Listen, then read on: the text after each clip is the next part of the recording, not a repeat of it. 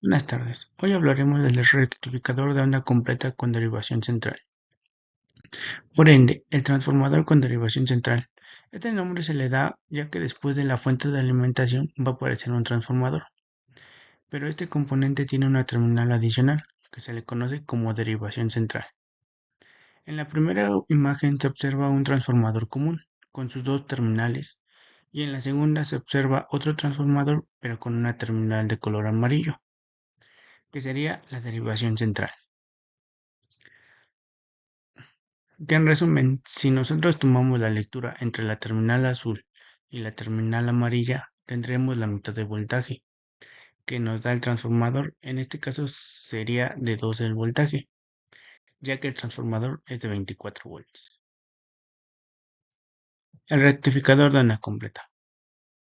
A este rectificador se le puede entender como un circuito en el cual la señal que se tiene en la entrada se recupera sin que haya eliminación de semiciclos.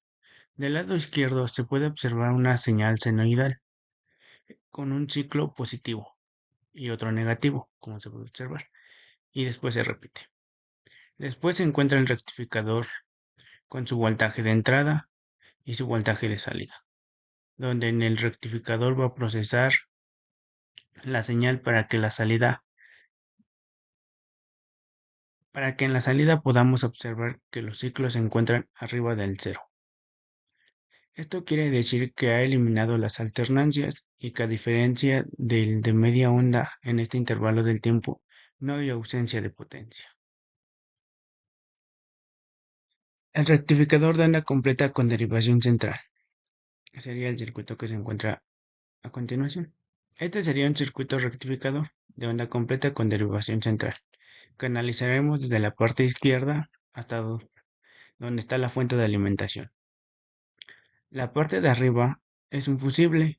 Posterior a ello encontraremos el transformador, donde está el devanado primario y el devanado secundario. Las dos líneas rojas representarían el campo magnético que se produce y podemos observar que el transformador es de 1 a 1. Quiere decir que el voltaje que aparece en la entrada es el mismo que se va a observar en la salida. Estas dos terminales del transformador y la derivación central que está conectada a la tierra. Lo que tenemos en este circuito son dos diodos y a la carga. Los dos diodos de 1 y el diodo de 2. Y la carga que sería el resistor, que es la que va a consumir la potencia que se está entregando. Ya que si queremos ver los componentes con el que trabaja un rectificador de onda completa con derivación central, yo lo puedo analizar como el enchufe que presenta sería el voltaje de entrada. Después sería el fusible. Después ya estaría el transformador, los dos diodos y la carga. Yo lo representé como un foco.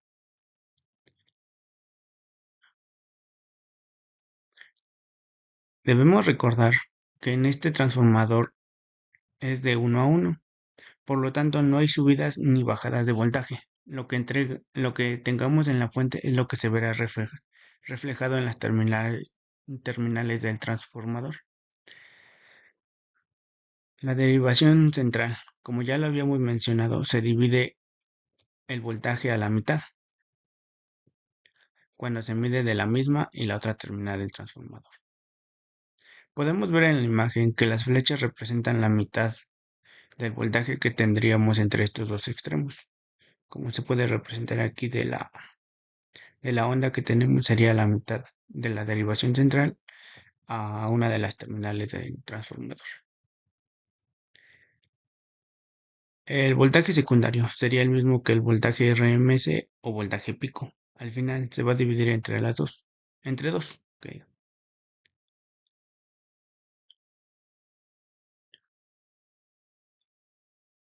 En la parte izquierda observamos que este semiciclo sombreado que nos representa el análisis que vamos a hacer y que tiene que ver con lo que se le conoce como el semiciclo positivo. Durante este tiempo ya sabemos que la polaridad de la fuente tiene positivo y negativo. Vamos a asumir que el transformador es igual de 1 a 1 y esta señal es la misma que vemos entre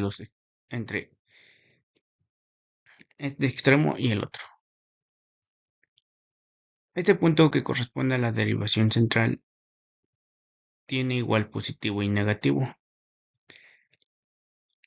Pero aquí se puede observar que la derivación se puede representar como negativo respecto al punto positivo del transformador y positivo respecto al punto negativo del transformador. Bajo a esta polaridad, el diodo D1 se encuentra en polarización directa, por lo que la circulación de corriente pasa a través de esta trayectoria. Vemos que la corriente pasa por la carga y regresa a la Tierra, que sería representado como se representa en el diagrama, y regresa a Tierra. Aquí se viene el ciclo negativo, como se representa en el sombreado de la figura. Aquí analizaremos que podemos observar que la polaridad se ha invertido. Acá tenemos negativo y acá tenemos positivo. Anteriormente teníamos positivo y negativo. A esto se debe a que ahora en el diodo D2 va a ser en forma directa y el D1 se encuentra ahora en inversa. Y nuevamente, como ya lo habíamos analizado en el diagrama anterior, ahora sería la corriente circularía por D2 hasta llegar al punto de aquí y pasaría por la carga y regresaría nuevamente a tierra. Aquí no pasa la corriente, en este punto se desvía la carga, porque en el D1 se encuentra en inversa, ya que por ahí no circularía la corriente. Otro tema a analizar sería el voltaje de pico inverso. En el voltaje de pico inverso podemos observar que está el voltaje pico de salida, que sería igual al voltaje pico secundario sobre 2, menos los 0.7 volts. Aquí está representado, supongamos que es de 1 a 1, la fuente de voltaje, los dos diodos, y viendo el enunciado, dice el voltaje pico inverso a través de D2 el voltaje de pico inverso se representa como PIB, que sería igual al voltaje pico secundario sobre 2 menos los 0.7 volts. Esta fórmula es la misma que se representa en el voltaje pico de salida de carga. Por eso lo estamos poniendo aquí, ya que la corriente que llega aquí es la misma que llega al diodo D2. Por eso lo representamos así. Menos el voltaje pico secundario sobre 2, ya que sería que se encuentra en D2. Ya que si tomamos y vemos que tenemos que medir medir el voltaje de pico inverso en el diodo que está en inversa, que sería el D2, se encuentra el negativo de este lado. Por eso la operación es menos el voltaje pico secundario sobre 2. Ya que algebraicamente, si sumamos estos dos valores, quedaría como voltaje pico secundario sobre 2 más el voltaje pico secundario sobre 2, menos los 0.7 volts. Esto quería decir que la fórmula final quedaría como voltaje pico secundario menos 0.7 volts. Otra forma de expresar el voltaje pico inverso sería como voltaje pico secundario sobre 2 menos los 0.7. Entonces esto se tendría que multiplicar cada término por 2, por lo cual nos quedaría al último que el voltaje pico inverso sería igual al 2 veces el voltaje pico de salida más los 0.7 volts. Esto sería todo de este tema. Muchas gracias.